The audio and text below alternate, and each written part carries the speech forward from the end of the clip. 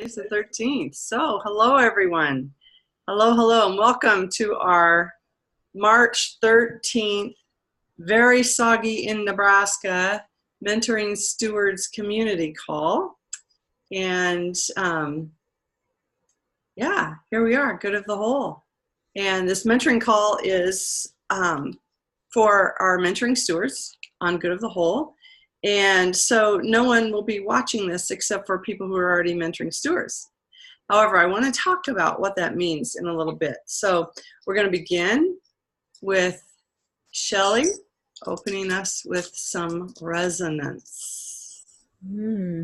Lucky me. So welcome everyone to our call. So in the opening to resonance this morning, we're just simply opening to what is fully arising in our field and being within that totality of our presence. So calling that all in this morning, calling in all dimensions of self here today with an open heart, with those sympathetic strings. Picture a harp this morning. And when those harp strings get plucked, there's so many of them. All aspects of its tonality, harmonizing, syncopated together. And the rippling effect that has on our physicality, on our spirituality, within our emotional body. And this morning we're just tuning into that field of connection and love, and that place within our own heart that feels valued and connected to this open living system of love. And as we breathe and open these beautiful wings, I'm still in the movement of our Monday call, that sense of freedom, transparency, safety,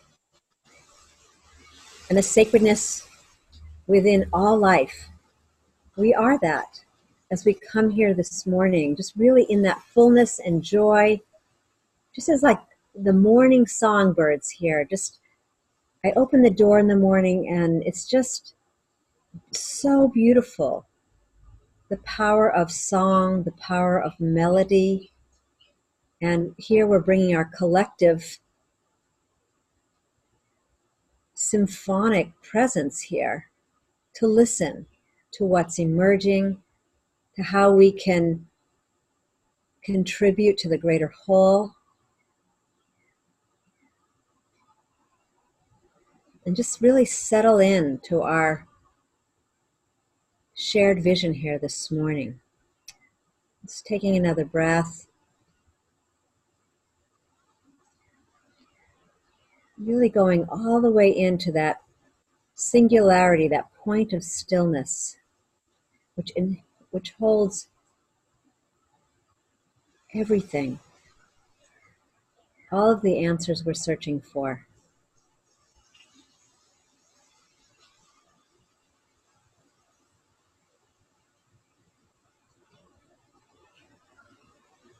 And with that, we just allow ourselves to arise with that inhale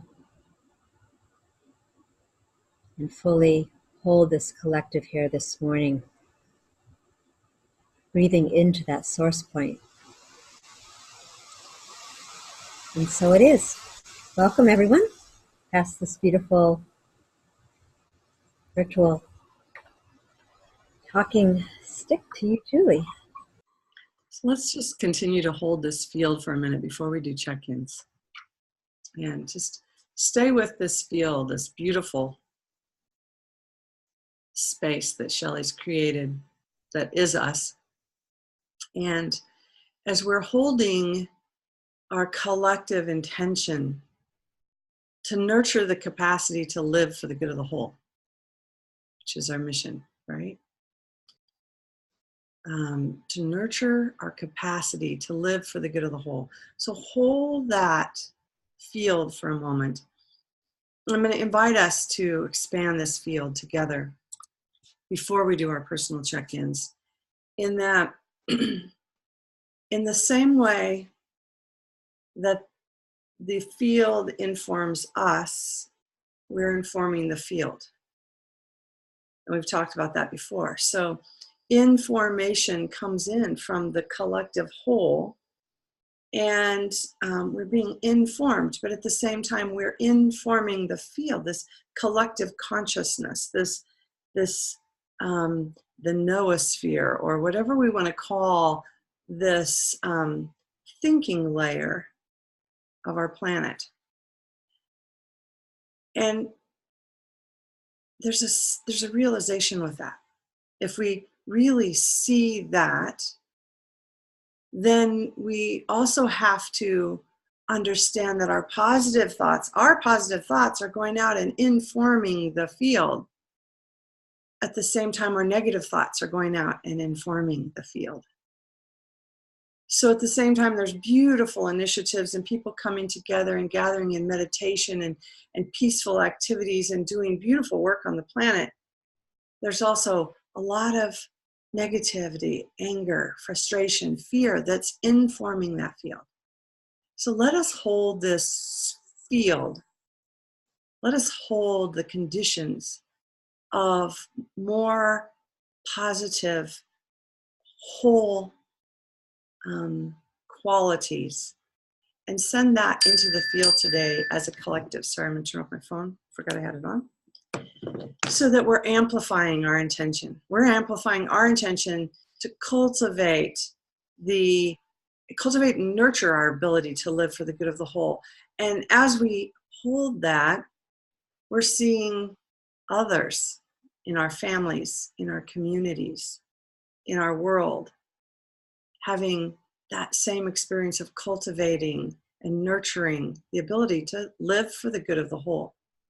So what I want us to do for just a moment is to just popcorn style, take yourselves all off mute, and just popcorn style putting into the field really positive, beautiful, healing intentions for ourselves, the world around us, our communities, and the planet itself. So we're just going to popcorn for a while. Feel free to add 2 or 3 or 5, whatever happens in its timing.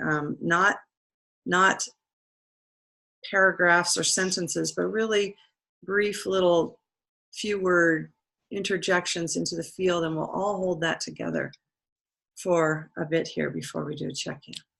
So, talking stick, there is no talking stick, this is popcorn. Shirley, can I say something real quickly? Yes. Let me just, I know you didn't want any sentences, but I've been running across and studying resonant field. And so I just, for me, it made a lot of clarification. Each entity, say a bow across a violin, or a human being for that matter, vibrates at its own natural frequency. It can be said that every entity is an oscillator. When 2 oscillators are tuned to each other, it is called a resonant system.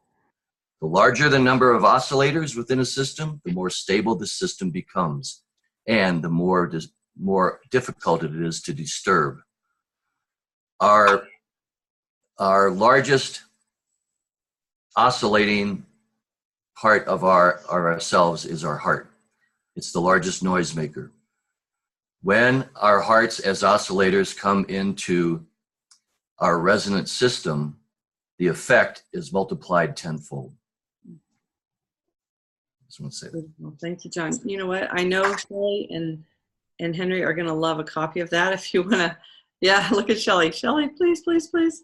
So if you want to stick it in the chat for her later, copy and paste or email it to her. Shelley at Good of the Whole. Yeah. And so saying that, we're moving today to hold this. Look, we have 6 strands, 6 strings together, holding resonance, holding this field, and moving from our head mind to our heart mind where the power is. We offer this intention in service of the greater whole. That's what we're doing today. That's the practice, is that it's really not about me. And when I begin to serve something greater than myself, I reap the benefits. And that's the practice. So thank you for sharing that, John. That was really beautiful. And I could just see Shelley like going excited about your definition that you discovered there too. They've been studying resonance for a very long time, so it's really perfect. So thank you. Let's put that intention out there, and we're all off mute except for Henry, and speak from the heart mind, and we just offer in intentions for resonance. Yes, Shelley, go ahead. Well, what just came to me listening to John is entrainment, the power of entrainment. So when we're entraining to the highest vibration, Vibrant health.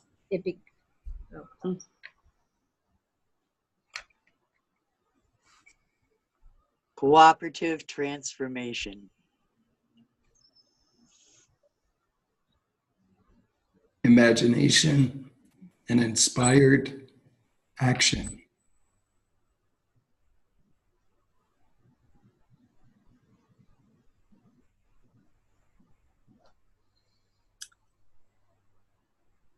I'm thinking balance in so many different ways. So I'm just going to put out balance. Abundance. youth arising.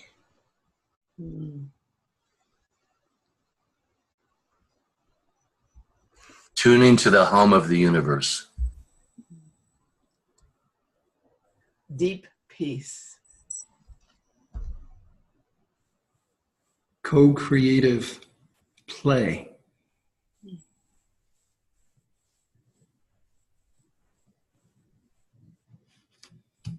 Searching for the love of vibrations in others.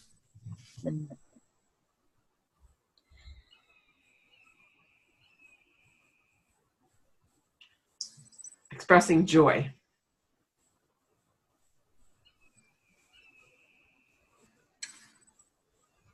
The love velocity. Dancing in and from the light. A resonant world.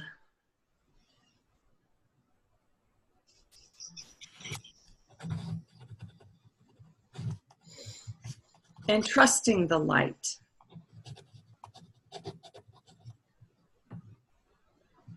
Deep gratitude for the ability to be in a resonant field with others.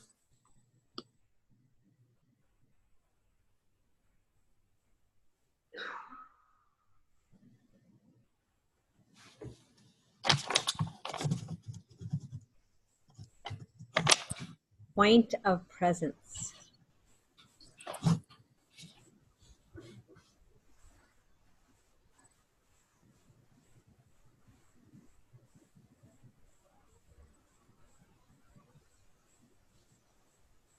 A loving invitation.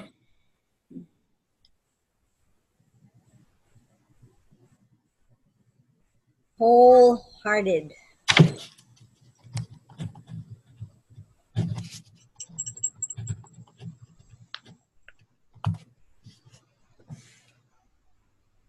I'm feeling gratitude for all the different voices and beacons of light around the planet that are working tirelessly, that it's the impulses coming through so many at this time. Deep gratitude.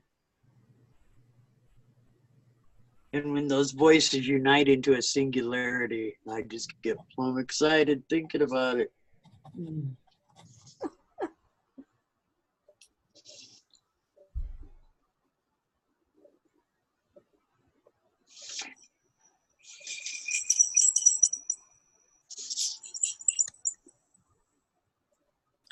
And so since we're in this field, I just want to put this in here to see what wants to emerge is, what does it mean to live for the good of the whole?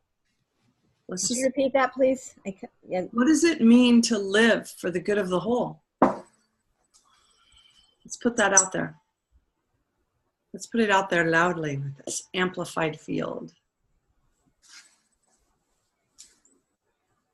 Be open to everything, support all.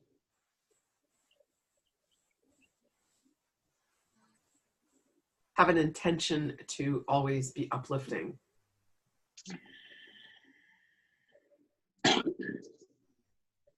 Whatever the circumstance.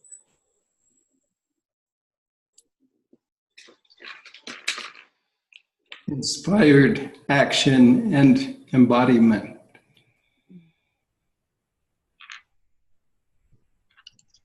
Collective caring. Shelley, can you repeat your word for me? I switched my earphones on. Collective. I said collective caring. Like caring about or all life, all relations.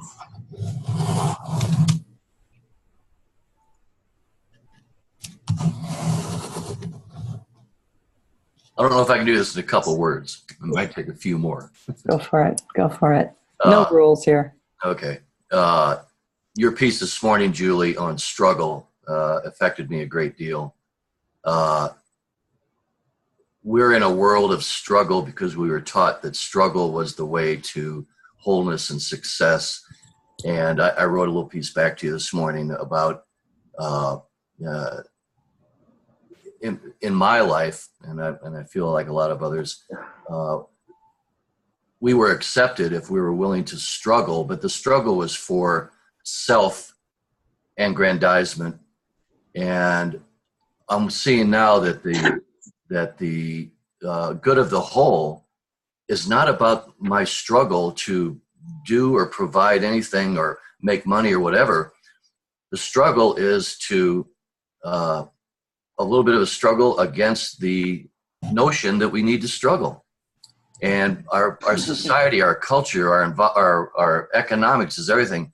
Our pharmaceuticals, everything is based upon, there's this struggle out there, folks. And if we engage in that struggle and you win, you're going to be in great shape. You're going to have a great life. Well, as we are doing, the resonant field is not a struggle. It is the lack of struggle. And that is the good of the whole. For the good of the whole is already present, and we're fighting against it.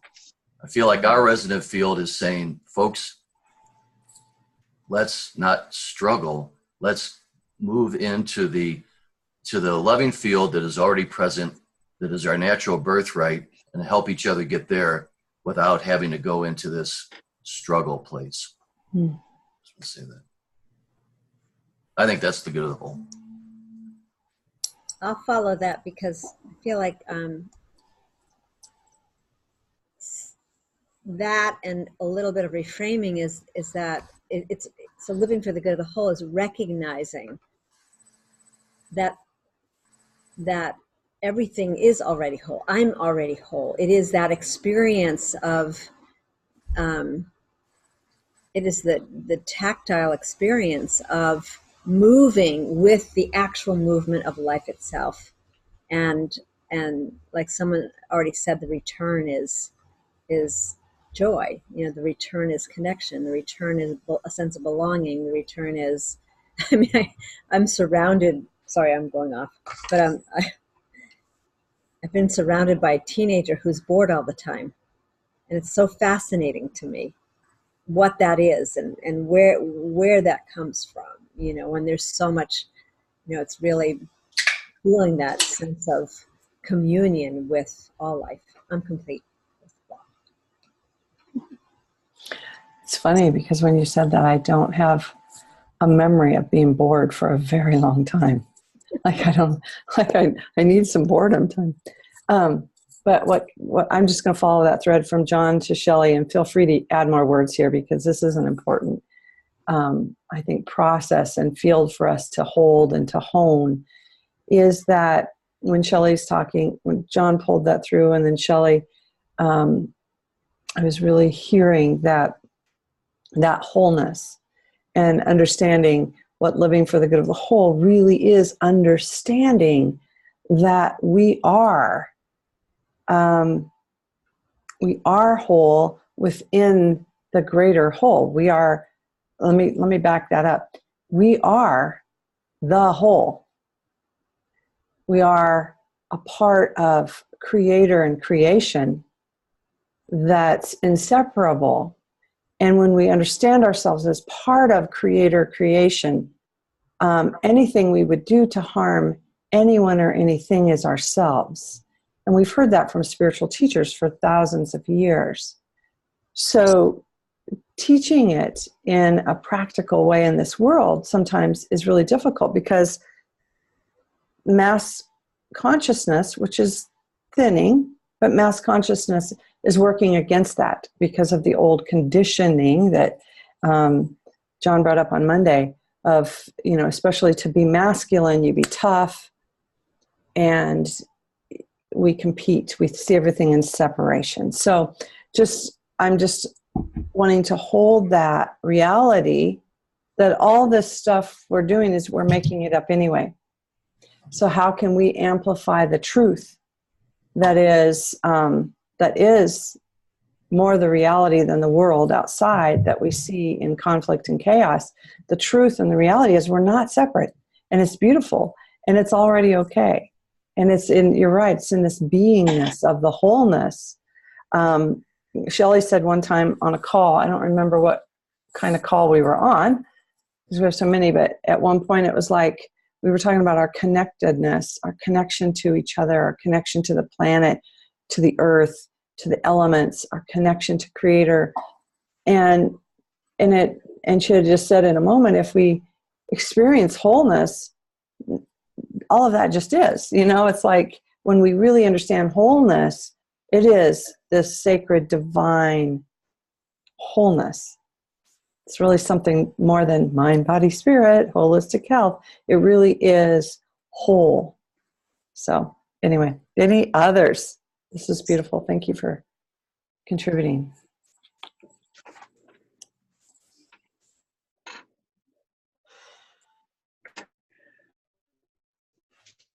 I think I'm hearing this.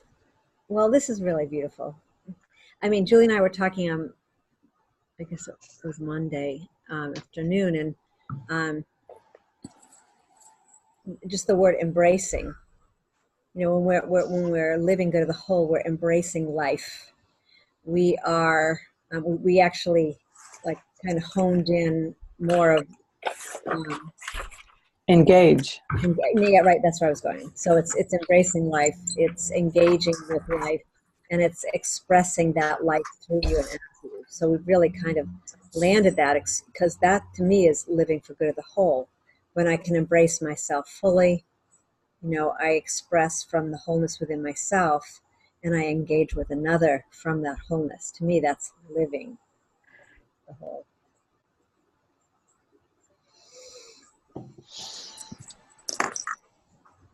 Okay, one more minute here, if anybody has any last thoughts. Okay, well, I'll throw in one more. Since I'm on this scientific / mystic bent lately, if we look at the sound pattern that comes from everything, it starts at what's called a node, which is that everything nothing point where, let's just say the Big Bang started, but it's the place when we let go of all interpretation. We're at that point. Then from that point, a wave comes out, and this is the whole representing the still point, and it goes like this in the big bell curve, and it comes back down to another silent node. Now, bear with me, I'm sorry, I'm rambling here, except we are all engaged. That is the whole every single time. It's gone out since the beginning of time, that from nothing, we go through this cycle and we come back to that nothingness again. It's an incredibly beautiful mystery. Well, what happens for the good of the whole is how we all contribute to the harmony that goes within this sound wave bell curve back to that origination place for the rebirth of the whole process again. It can be devastating, or it can be absolutely amazing and beautiful. The more of us that come together in it's absolutely amazing and beautiful in a heartfelt way, this wave, the amplitude actually increases to a more full heart space, let's say, before it goes back again. And again, as I join with you all and others in my life that understand that everyone and everything is in the exact same process, that there is no separation, no matter where you are on that bell curve, then we are in support of that. I am in support of that. Even when I run across someone that is operating in a much different fashion, I'm doing my best to find that space where their heart rests underneath that and contact there. 99 times out of 100, if I can make that pure connection with somebody, consciously or unconsciously, there's a shift that takes place in them.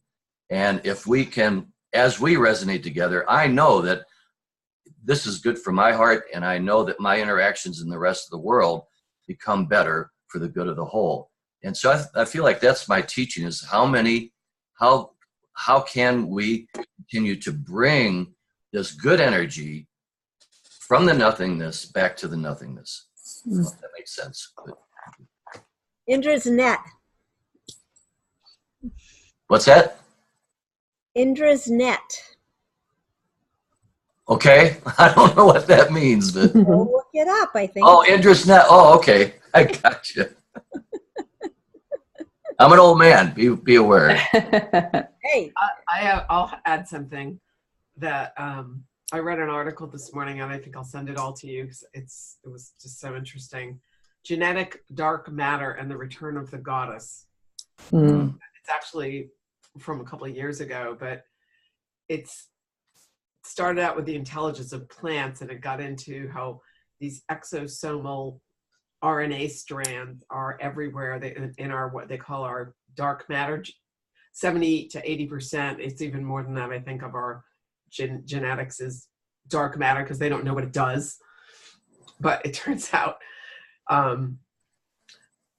that everything has this dark matter, and when it gets ingested, it actually just goes into the next being or creation. So we're all connected through these like RNA strands that are all over the place and just keep coming in and out of us. So on a very cellular level, there's another example of how interconnected everything is and how we're all influencing. Everything is influencing everything else, about which, like with the plants and CBDs, this is part of the research on them, they influence your own genetics and your own hormonal balancing system and everything to express or not express and to work better. It's just there are just countless examples, it seems, of how we are one, how we are interconnected. And yet I'm also still in this jungle metaphor that came on me on Monday and the other call, and it's bugs run around eating bugs and birds eat bugs. Everything's eating everything else all the time. So it could be construed as a struggle for survival, which it has been construed as, but it's more that everything is just interacting with everything else. And as individuals, we are individuals within this, and we do have our specific individual vibration to be putting out there that's different from anything else. So that part is equally as important and informs, as you said, Julie, everything we individually express informs this field. So let's put out the highest possible vibrations we can. Beautiful. Beautiful. And just like by even sharing that story, Sharon, it gives us another example of informing, because literally the bug is eating the plant, and the plant is eaten by the the bird and the bird's eaten by the human, and that, you know, or whatever, however that goes, is that is a constant, continual process of informing that literally is a shared, that all of it is shared anyway. Like if you think about everything coming from that still point, or John's example of that bell curve too, of going back to nothing. If you go to the still point, and then consciousness expands within a sphere, but always then goes back to that still point. And if you think about it, it's almost like that toroidal movement that we can look at. If that's really our design, and we're within that, like we were a part of one singular still point, and now the creation has evolved and expanded to create all this, and always stays within that spherical boundary and goes back to that singular point. Look at the influence we have right now. We're creating this whole world experience together in this moment right now.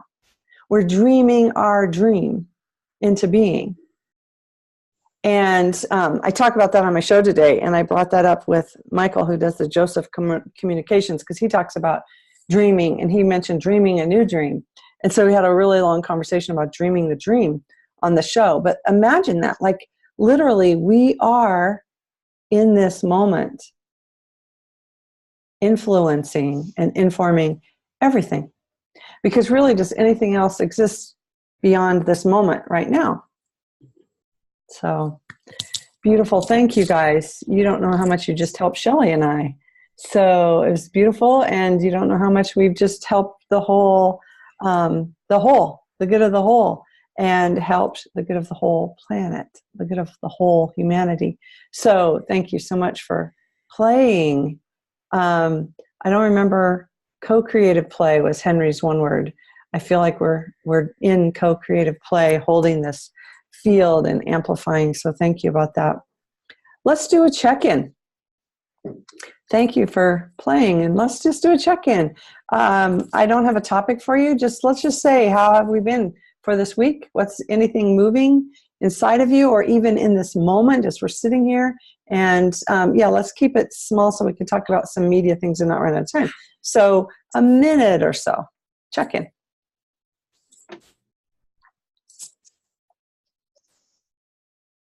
Anyone? Well, Kate can take the feather here briefly. It's just been real cold here, and so we're on the plan winter. Here today, I think, is, as we break out of our instincts and our tradition and the ways that we've been doing things, as we're becoming more aware that our heart is the most potent electromagnetic generator on the planet. It's here in my chest. I'm the keeper of the most, powerful weapon there is, really. And I guess as far as a personal check-in, I've kind of, for so long, I know we all happy, hopefully our passions, but I think that so many times in this world, boy, you're all frozen. It's so weird. I'd love to look for your expression, but you're all frozen. So as we, make our way in this world, and we're doing what we love to do, hopefully, I guess I would love to see more, because I think, like at my age, what is my passion? I really don't know what my passion is. I never discovered passion.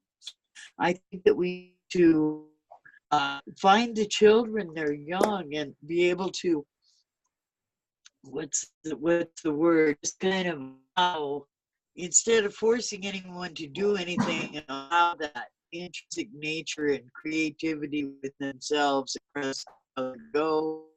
And my personal, I'm really big in the bee club.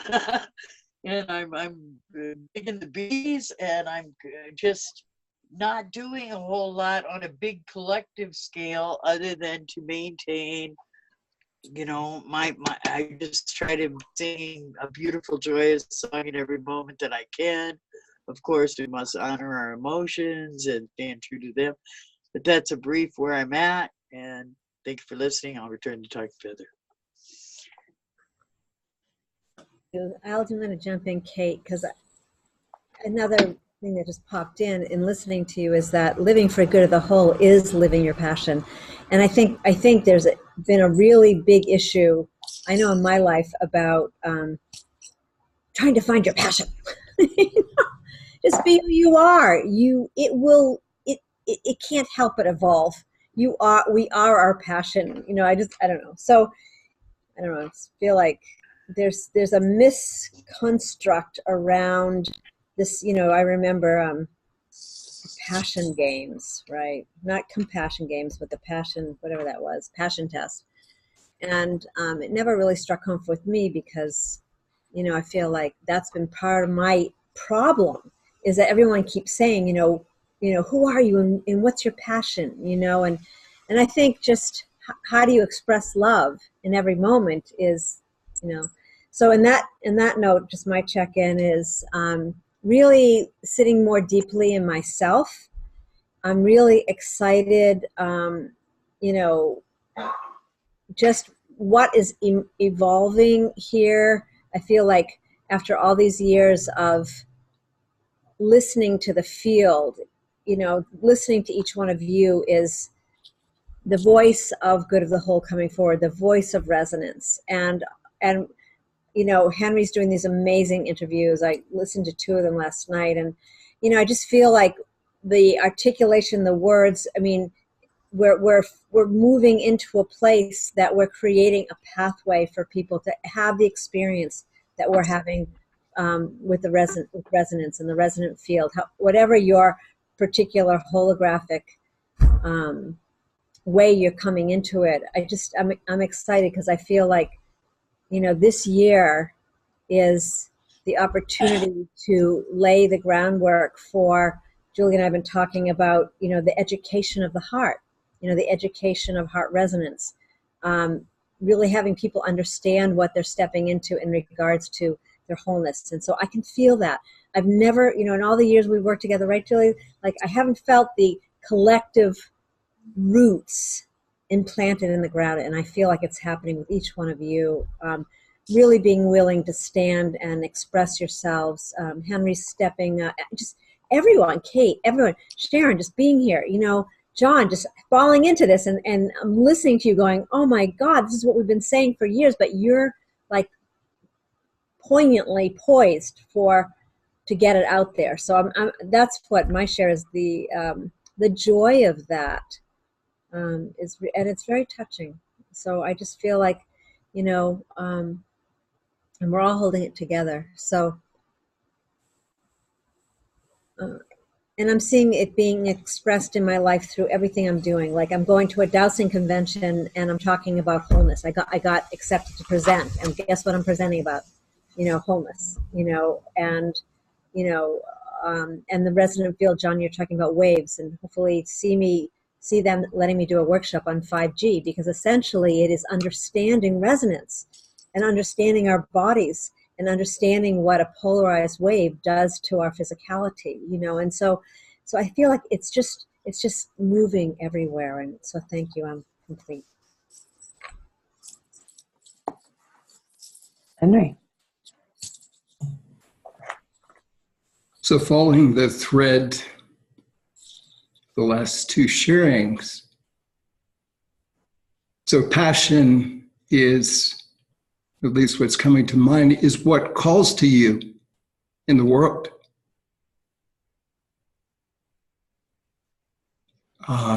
So in this moment, in each moment, that's your passion. We may not be able to describe it in other ways or put it as a thing out there, because it's a living thing in here. Also, I guess I'm kind of really drawn to, I guess I expressed earlier in my single words, to action now, to not just ideas and talking about things, but stepping into things. When an idea comes that moves us, of stepping into it, of playing with it, of exploring it. It's like when we were kids and we may imagine playing house, playing doctor, fireman, or whatever. Those are the basics, but there was more imaginative. So it's kind of stepping into kind of some of these new ideas that we have talked about.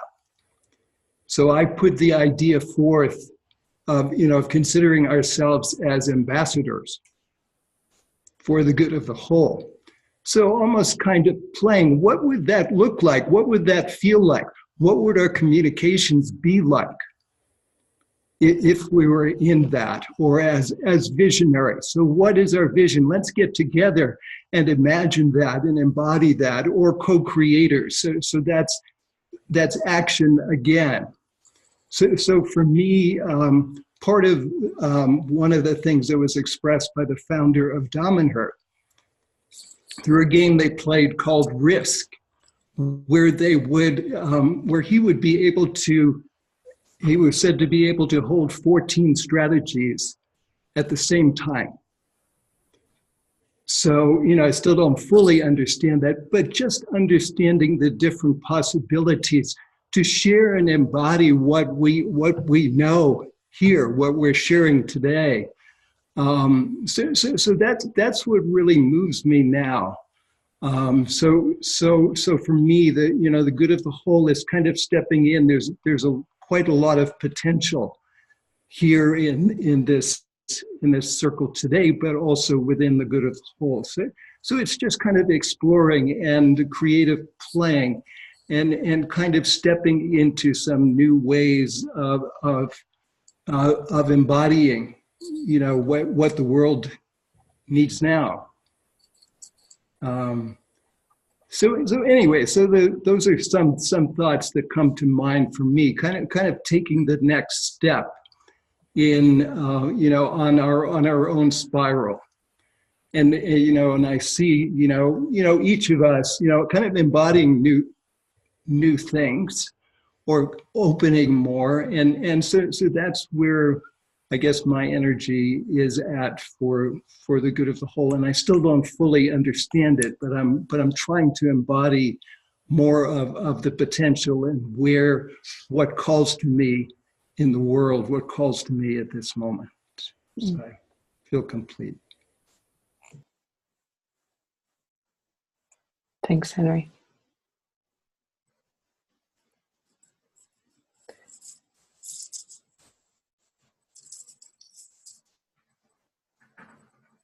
You going, Sharon? I guess it's you, John. Okay. So I'm going to make this brief because I know we have some other things to get to here. That's why the struggle thing is so important, is that I've been a therapist and also a general contractor. So I've looked at the inside of people, and now I'm dealing mostly with the outside of people. And their passion is to make it in this game that we have going on here. And it's an all-inclusive thing. And in that, though, it's okay. The rules say you can lose your heart space. You don't go to your heart space, because what's going to get you there is this drive that is power over. And that's kind of been part of our scenario here. So I've been really looking at that. I've been looking at my own, how do I play in that game? And other men in particular. I've been writing recently, although I've written through the ages on sexuality, which is a very powerful piece that when we talk about that still point, when we talk about the moment of orgasm for men, that's it. That's as close as the majority of men ever get to nirvana. And so we tend to do that at all costs, but it's a very brief thing, and they don't. And men in general, and I'm not disregarding women in this, because there's another piece in that, but we look for the flashes of wholeness, these small, potent, that's why all the things men do are based on, can I get that flash in the moment? but it doesn't mean anything for the rest of my life. I'll go right back to being the idiot that I've always been. So anyway, it's a great piece that in my men's groups that I've done is to hold resonance of good of the whole that goes way beyond this conditioned piece that we've been told should be our passion. What's the passion that you have for the good of the whole, not the passion to get to the goal line? So I just want to say that. So anyway, I've been working with that, and I look at my own struggles in that, and that's what makes it worthwhile. Thanks, John. I'll do a quick check-in then. Following the threads. I don't know if did I mention with you guys on the birding experience I had Saturday? Did you might have mentioned it on Monday, but I don't think so. Yeah. So that's my birding passion. So my husband and I, our 34th wedding anniversary was Saturday. So we decided we would go and twitch. There was a boreal chickadee that was hanging out in upper New Jersey, which is never there. That's a bird that should be in the Arctic. And here it was, this little chickadee had made its way down to Merrill Creek. So it's about almost 2 hours away from where we live. So off we trundled to go see this chickadee. And indeed, we did see the chickadee, and that was number 800 for us on our species list. So it was kind of a big moment. We'd been at 799 since last October in Spain, and we got number 800. So it was like ticking that thing. At the same time, Walter brought his camera to document this moment. And it was way out in the middle of nowhere in northern Jersey. And driving, through farm fields and, nothing. You get there and there's 20 birders hanging around with their big cameras waiting for this bird to show up, which it does. And everybody goes click, click, click, click, click with their cameras, including my husband, who then realizes he'd forgotten the card. Oh, no. And he had a transformational moment in that he did not get upset about that. Or he just said, I guess I'm supposed to just be here and enjoy this bird. Which we did, and the company of the birders. And then we went and saw a whole bunch of other fabulous ducks and things that were there. So it was really fun. And birding is so in the moment because you're just there and you're just in nature and you're just experiencing the joy and of the whole experience.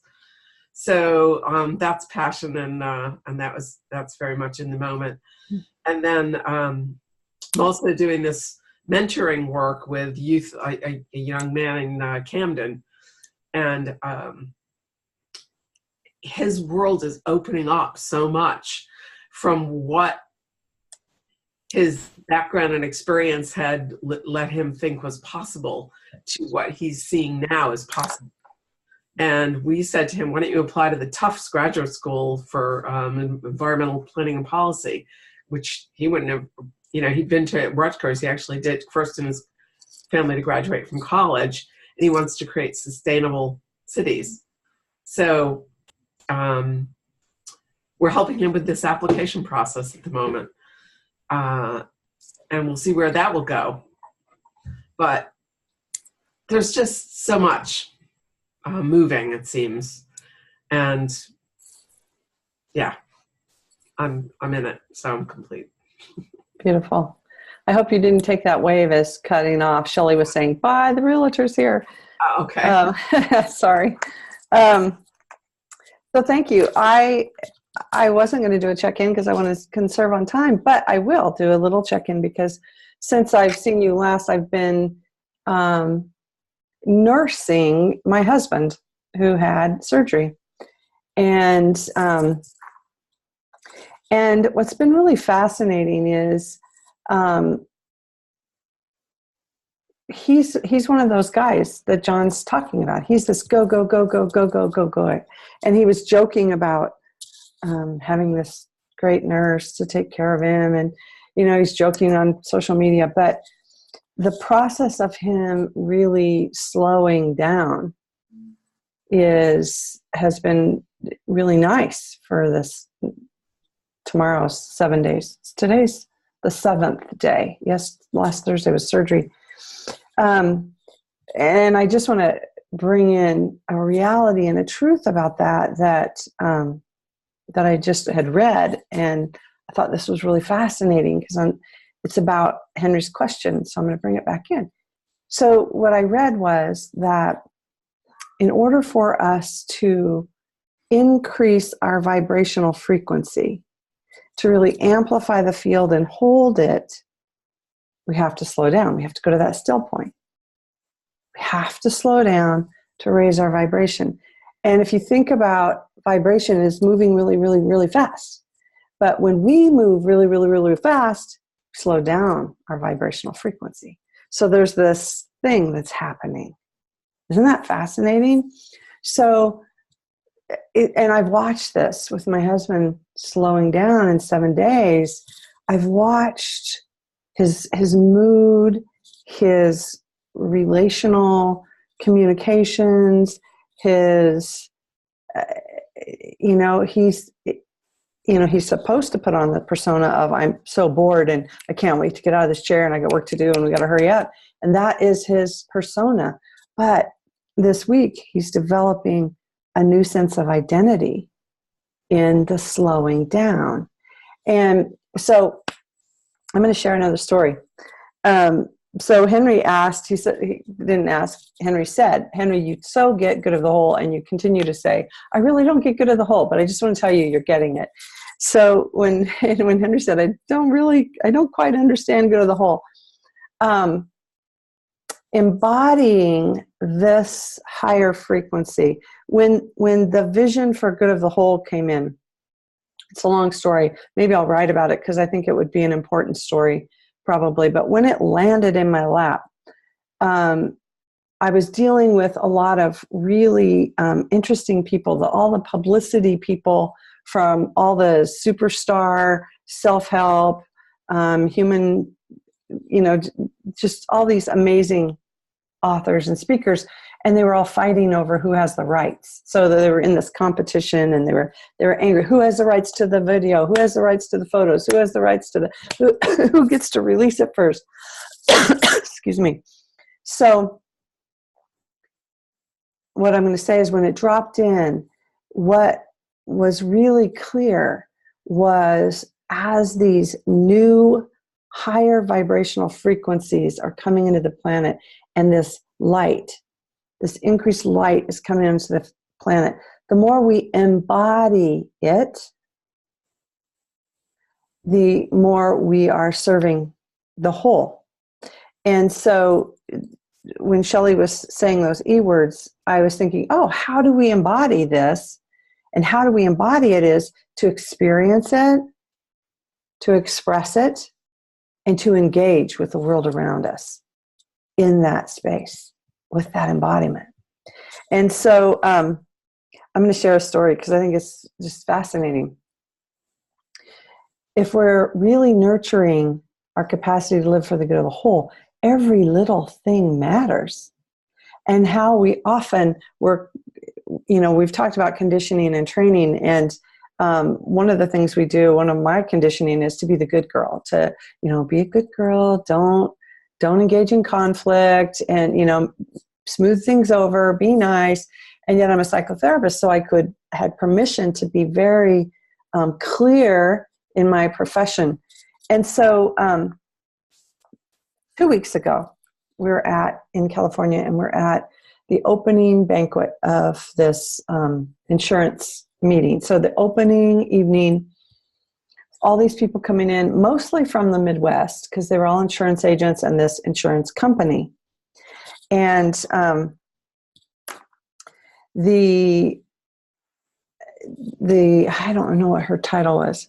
The VP of marketing stands up and welcomes everybody. And then one of his employees, so a director level or a manager level employee, I'm not sure what her title was, she stands up to give, here's kind of the custodial things, we're going to be doing this, and then we're going to be doing that, and then tomorrow, and da-da-da. So she's up in front of everybody giving instructions. And the retired president of the company. So retired. He's no longer serving the company. He was there. He's retired, and he unexpectedly stands up and gets the mic and wants to do this good old boy thing. And this is, I would love to hear your feedback. Literally takes the mic and he just wants to pat her on the back and say, you know, I don't remember her name, Megan. You know, I just want to share with everybody, Megan's dad is this big agent in Iowa that has this big agency in Iowa. So again, so listen to carefully. Megan's dad has this. And when she went to college and her dad said she was graduating and asked if there was any jobs for her, her dad asked for her. And of course, I stepped up and I took her in and I took her out of college and gave her this position.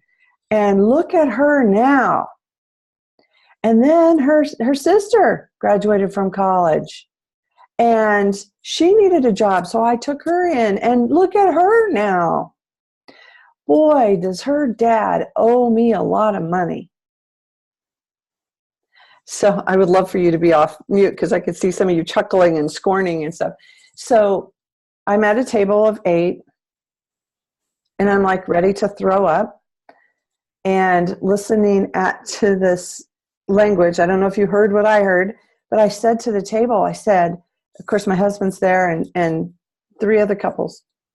And I said, that was horrible. I want a dinner conversation, you guys. I want to know how you felt when you heard him speak that. To me, that was so not okay of what he just did to that woman by saying, I made her what she is, and her dad contributed, and now he owes me money because blah, blah, blah. I mean, it just was so icky in all the nuances and layers. And my whole table said, he was just joking. He was just joking. You know, it was okay. And I know you can tell he had a couple cocktails and he was trying to be funny. And to me, it wasn't funny. To me, so to take that back to this conversation about passion, and we're running out of time because I want to say one more thing, but to take that back to this idea of living for the good of the whole and engaging. In that moment, it was an opportunity for me to engage with the table and raise the consciousness. And they weren't ready, but we planted a seed. And I held that seed. And I said it in a way, and I explained it in a way that I think all 7 of them went, well, I never thought about it that way, but I didn't see it like that. Oh, he was just being funny. So we're planting seeds. That's good of the whole, is holding that frequency enough that we're planting it not only in our formal education programs, in our changing healthcare, changing all the systems, but in living it day to day with those around us. So I went up to that woman in the line. We then dismissed and went to the buffets. You could go all over to all these different kinds of areas for food. And I saw her and I said something nice to her, like, I just want you to know, I see your merit and I see your talent and your light. And I know that these men didn't make you that way. So I just want to acknowledge you for that. And she's I don't think she felt it. I don't think she understood it. Oh, thank you. You know, just like this passive way. So that is from the grassroots place of what we can inspire. Is that our responsibility? Does it make a difference? Does it matter? I believe it does. But I could see a few of you might want to say something. So I'm going to pause, and then I'm just going to, if you could stay for 5 more minutes, I'm just going to say one more thing and share with you. Anybody?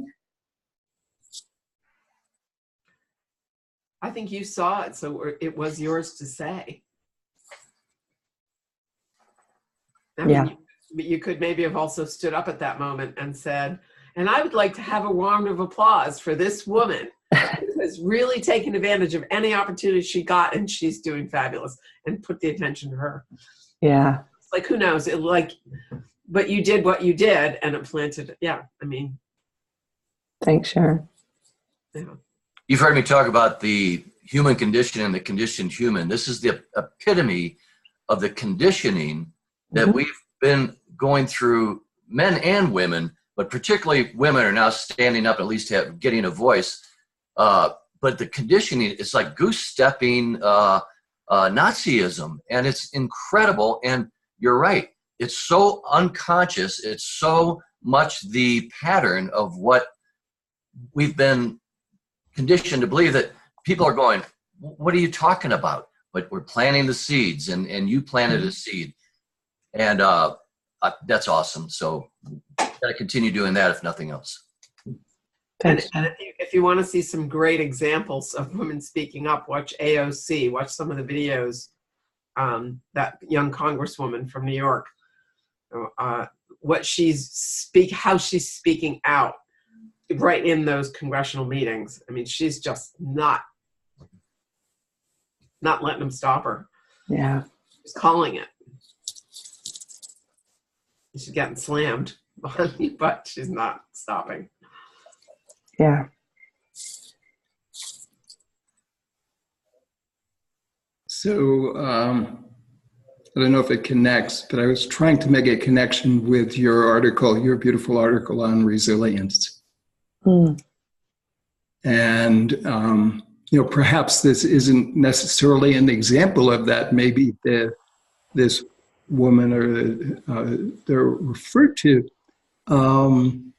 still has yet to connect with that deep inner place where her resilience, where her strength, where her voice, where her power comes from.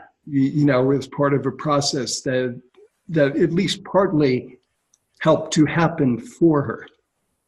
Yeah. I mean, it sounds like. So she may not be connected with that place of resilience, with that place of inner strength, with that place of being heard, or being seen for kind of deeper levels that maybe you perceived in her when you were communicating or sharing. Yeah. So I don't know if that makes sense, but I was trying to make a link. Beautiful. I think it's right on, Henry. Actually, it's right on. It resilience is a huge piece, and I see it ties in exactly, and that's why our work's not easy, but we're going to do it. Yeah, thanks. Kate's still on mute, so I'm going to just, I just want to, we're a little bit over. Thank you for bearing here. I just wanted to follow up with what I had said at the end of the end of the call last week. I'm going to bring back up at the end of the call this week, but I put out a call if anybody interested in writing articles, blogs, vlogs, and everybody on that call went, yeah, me. So I just wanted to give you an idea of what's in the works on the expression piece, so you can start to think about your role. And what feels resonant for you is that I'm seeing us moving from a weekly newsletter, where we'll do a collective newsletter, building that email list, building that newsletter. So weekly newsletter, weekly vlog. So I don't know if those should be separate or the same, of maybe a video blog, a video educational piece of a topic that we could put out. I'm seeing it embedded in the newsletter. I'm seeing articles, and I'm seeing vlogs of people speaking on video and recording, and we embedding those videos, so that we're giving a service to people who want that email. It's full of good stuff. It's not a bunch of marketing stuff, which is normally in our inbox, right? What we're seeing in our inbox is, the old newsletters used to be so educational and informative. And now email is selling, and the funnel and and okay, you signed up for that, you're going to have to go pay for this. And so giving away really good content as a service to me is living for the good of the whole. And so that's what I'm imagining, is beginning with this newsletter that's going to go out weekly, also informing them of our calls and how to be a mentoring steward, and to get, the resonant reflection that comes out every week. So this newsletter will be full, jam-packed full of good stuff, but moving toward a magazine format. That we have two pieces that the advisory council has played with for a long time is what would it look like if we had a nice magazine? And we're bringing in a lot of articles like the one that you read, Henry. My article is in that magazine. It's an online magazine. And the other really cool thing that the advisory council has put out, Glenn Head has said several times, is what about a 24-hour channel, TV channel, that we're getting resonant attunements, we're getting, that we have this 24 hours, people could come on board, they know the top of the hour, they'll get resonance, maybe at the, on the half hour, they'll get an educational informative piece or a meditation on the, whatever. We'd have some kind of programming. And so we're not there yet. But as we start to bring these resources, think about your interests, your passions, your talk about passion. You don't have to figure out what you have to do in the world. You all have, if Kate knows how to take care of bees and take care of the land, you definitely have some information. Don't worry about the editing piece at this point. Like, do I want to contribute? What do I have? And how do I want to contribute? So that's where we're moving toward. And we don't have to have a lot of conversation in this. We can have a meeting with all those that said they wanted to contribute or put together some maybe an information with what that would be, and a 500 versus a 700 word versus a 1500 word, and how many we would have and how often.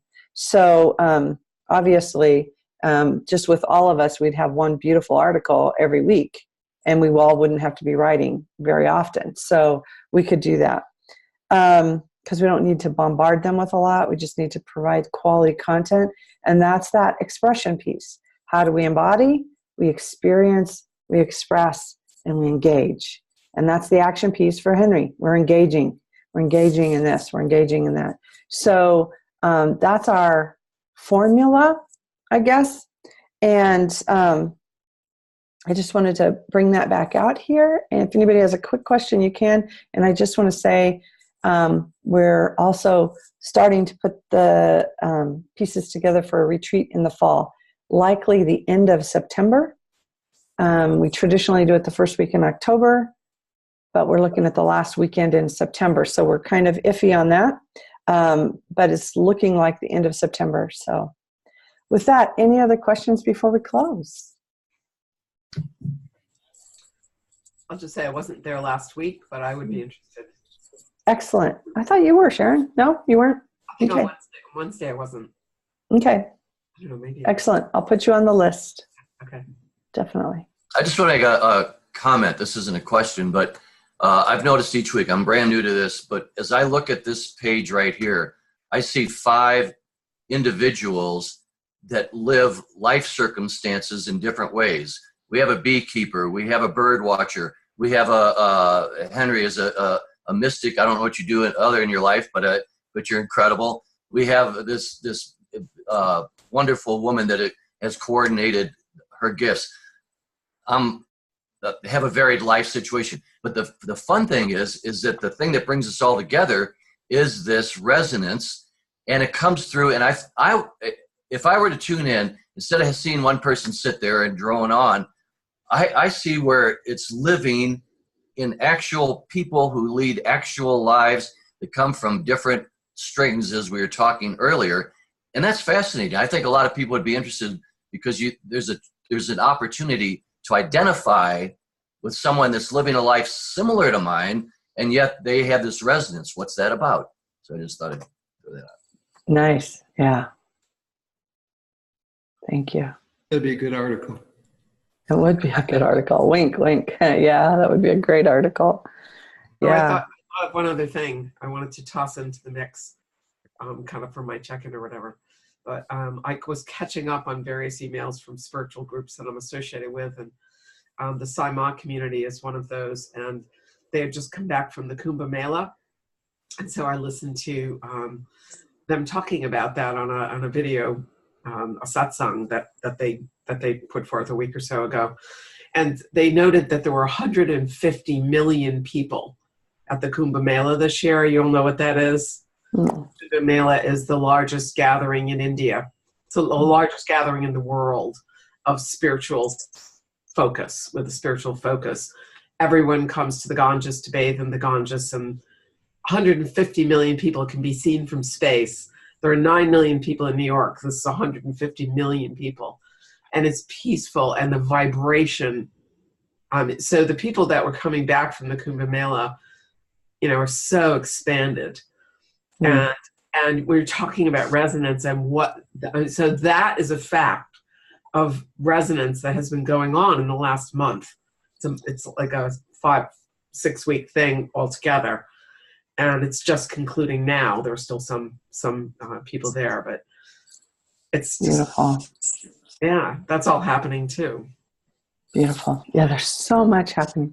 With Kate, I'm just going to say this. I want to report one more thing, because you heard us talking about last week. I just dropped in the word of a global transition team, and we've kind of shaped that into, and this is like an apprenticeship program, a 12-month apprenticeship program. And I that came to me because I was in the airport. And my husband always says, you need a better elevator speech. You need to be able to say what you do, and people don't know what I do. And so I'm in the airport, and this lady comes to me and says, I still don't understand what you do. And this man is listening to me, and I hear global transition team. And when I said, I heard global transition specialist. So I said it. I said it out loud, and he goes, oh, because we're in a transition, and he could understand what was going on. So, we're playing with that. Is this a global transition team specialist that's this apprentice program, or is it we called it a resonant world transition team? Because that brings in the resonance. We were trying to find how could we bring in the word whole, but what we really love about it is the word transition. That these apprentices are becoming a transition specialist on the transition team. And, we're not it. We don't own the transition team because they're all over the world, like these 150,000 people, 150 million people gathering in India, obviously have insight and awareness into the global transition, what's happening.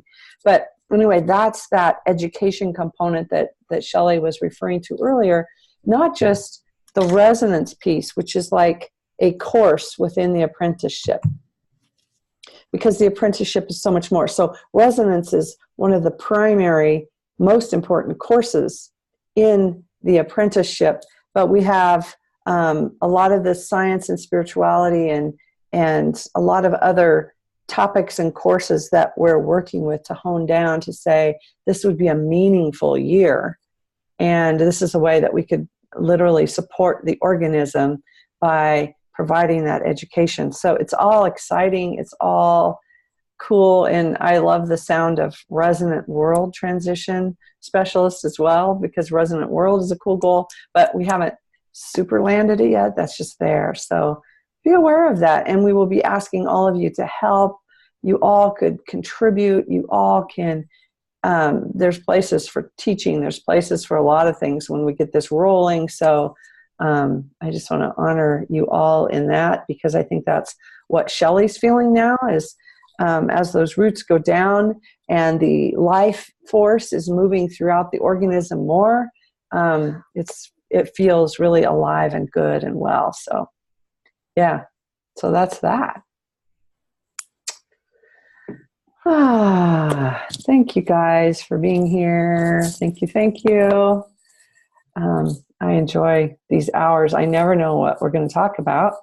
It comes in the moment. So thank you for letting me go over today and bring that through, because that's a part of that not quite understanding is it's like there's so much there. And I'm going to write about that first moment when it dropped in, because Henry, thank you for continuing to say that, because it continues to make me discern. And there was a word that dropped in this morning that I thought would be a really good book title. Not discern, it's a D word about what's going on in our world. I lost it, but I'll share it if it comes back. But thank you for continuing all your words, all your energy. You guys are a blessing to me and the entire organism of Good of the Whole. So thank you. Send your blessings. Unmute yourself. We'll say goodbye. Bye for now. I want to hear your voices. Bye. Bye, everybody. Thank you. Yeah, thank you. Take care, everyone. Thank you. Bye.